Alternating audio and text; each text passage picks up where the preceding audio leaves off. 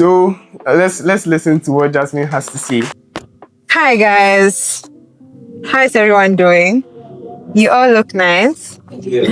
So I want to know, are you high school students? Is everybody here a high school student? Most of you are like done. Oh, okay, so then university. Okay, and most of you creators. I want to know how many of you are creators. Okay, what do you do? Oh yes, what are you into? What are you passionate about? What do you write? Well, I don't really have Don't worry. I don't really have a specific something I write about. I'm someone that I write how I feel. Okay. And things around me, things that fit. That's Okay, that's amazing. That's amazing. So I know Kingdom Creative is here. I think what you guys do also helps my message.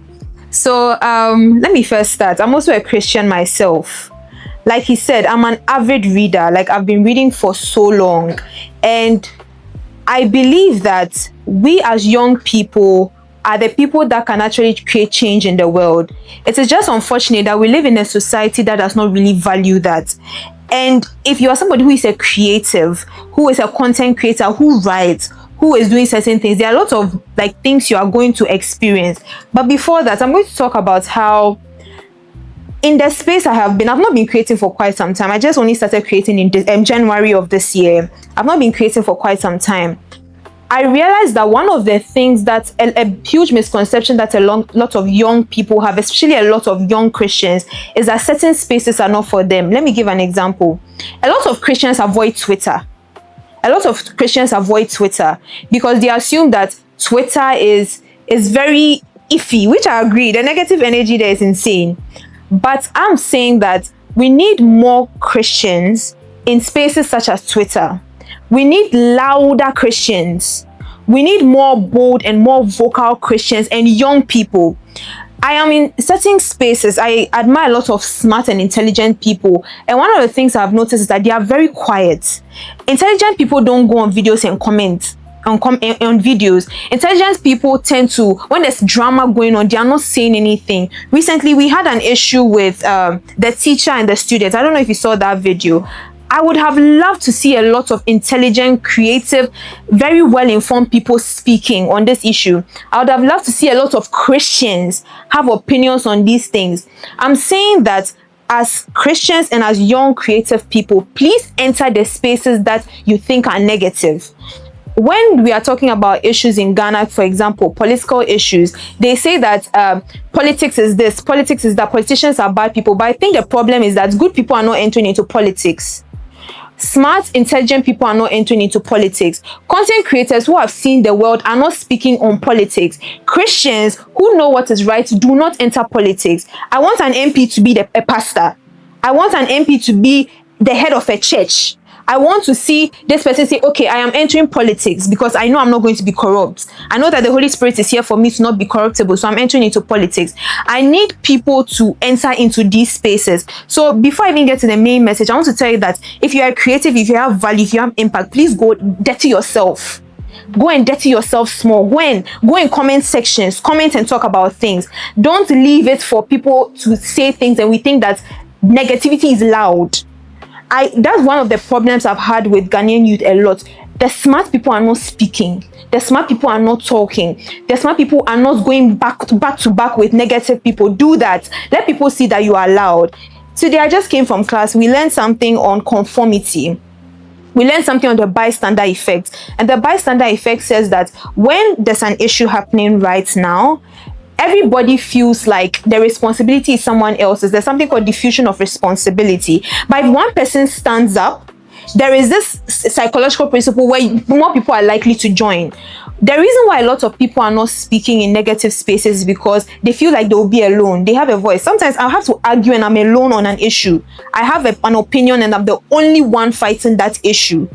But if we have more intelligent people fighting, even if it's just you write something, people would speak up because people have opinions. So to the Christians here, if you are very passionate about believing in change, it is not just going on the street to, hello, have you given your life to Christ? Going to church, go on Twitter, go on wherever you have to go where there's people and have those conversations.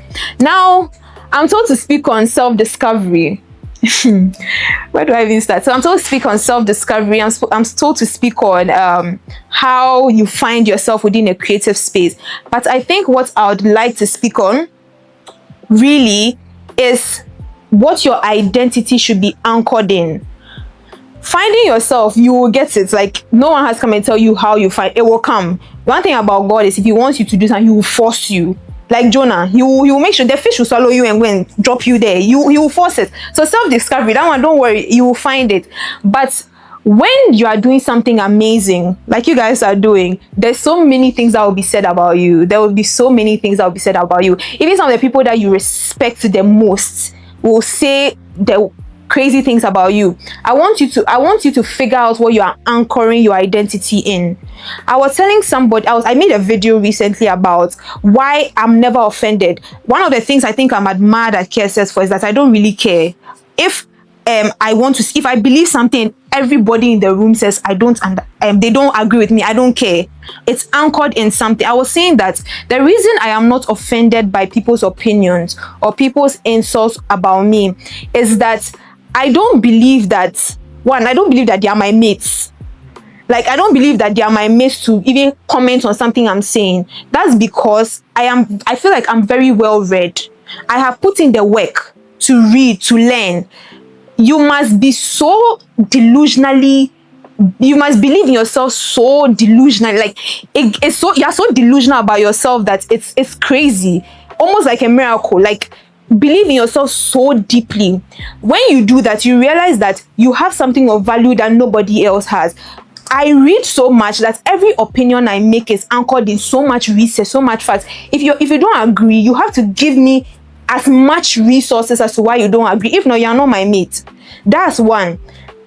What I'm saying essentially is, be well read, be well informed, know what about you is valuable, so that when people are speaking on it, you don't think that they're at par with you, and then you start to you start to internalize criticisms from people who have equally done that work. You should also look at the type of person that is speaking. Is this somebody I'm ready to exchange lives with? If I come and say something about your hair, look at mine. Will I want to exchange wealth with you? Have you lived my life? Like, have you been in my shoes to see what I am? Like, what would you have done? What I've done with the resources I have? So if you've not exchanged lives with a person, don't. And you also have to understand that a lot of people are very, very threatened by people who are bold, because you kind of threaten a narrative that they have so many excuses to not succeed. A lot of people say, oh, as for me, I don't do this because I don't have time. I'm not very busy, because they'll tell me to keep quiet. So when you are somebody that is doing everything despite the obstacles you face, it intimidates them. Like, people get a visceral reaction. If you are the people like you, I'm assuming, will enter rooms and people they just feel bad about themselves because you are so unapologetically yourself that it threatens them in a way.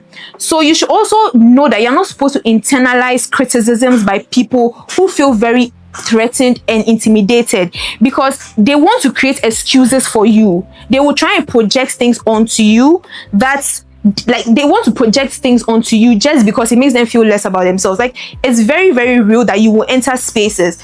I also want to tell you that what will tell you usually is that when you enter a room, be ready to be the dumbest person in the room. Be ready to be the one that is going to learn. That is true. But in a space like Ghana, where I don't believe a lot of people are putting in the work to be creative, to be well read, get ready to be the best in the room. Internalize the fact that sometimes I will walk in a space and I'll be the best. I will walk into a space and I'll be the most informed. And I think that is the most difficult. When you walk into a space and everybody is informed, it's just easy to learn. But when you walk into a space and you are the best, people are dragging you down. People are projecting their insecurities on you. People are projecting their ignorance on you. So in as much as you are also trying to be humble and trying to be learned, also internalize the fact that you walk into the room and you'll be the best. And if you notice that you are not the best in most rooms you are walking into, it might be problematic. So it's either you are walking into the rooms and everybody is better than you, which is great, means you are elevating. But if you're also walking into a room and you're also not the best, or at least people don't also see the best in something, you should think about that and you should get ready for that, especially in Ghana, where a lot of the places you go, a lot of the places people you meet, you might think that they know so much, but you might be more informed than them, and it is your responsibility to create that impact there. There's a lot I want to say. I didn't prepare a speech, so those are the things I'm saying are things I would tell like a friend of mine. But then so I'm just saying that have your identity in something. Think about the people that are giving you criticism.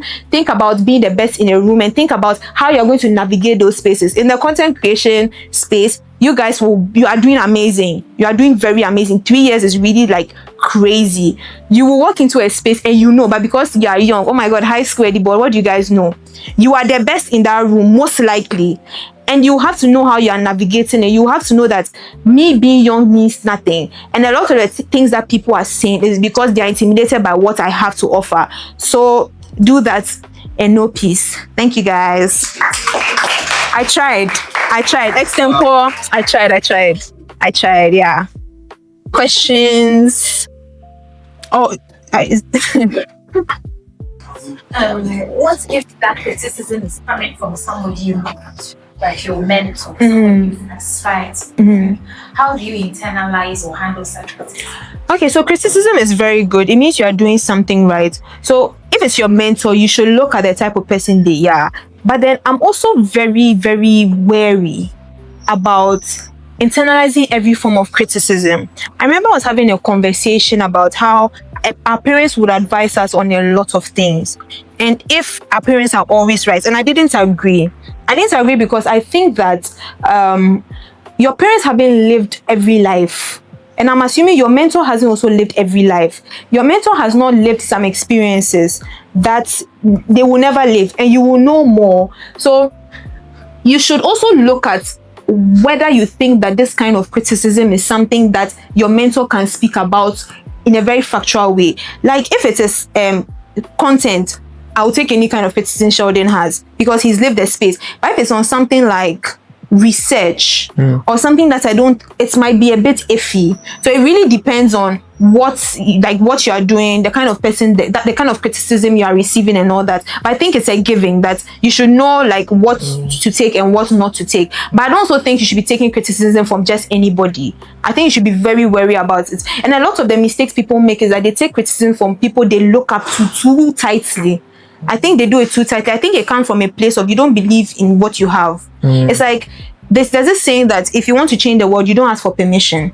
And I've noticed that a lot of people do, like they have an idea, they need to go to somebody they revere to, please, what do you think about this? Just do it. But criticism, you should internalize, just know exactly what you are going to take. Yeah. Don't be too strict about it, essentially. Yeah. Thank you. Thank you.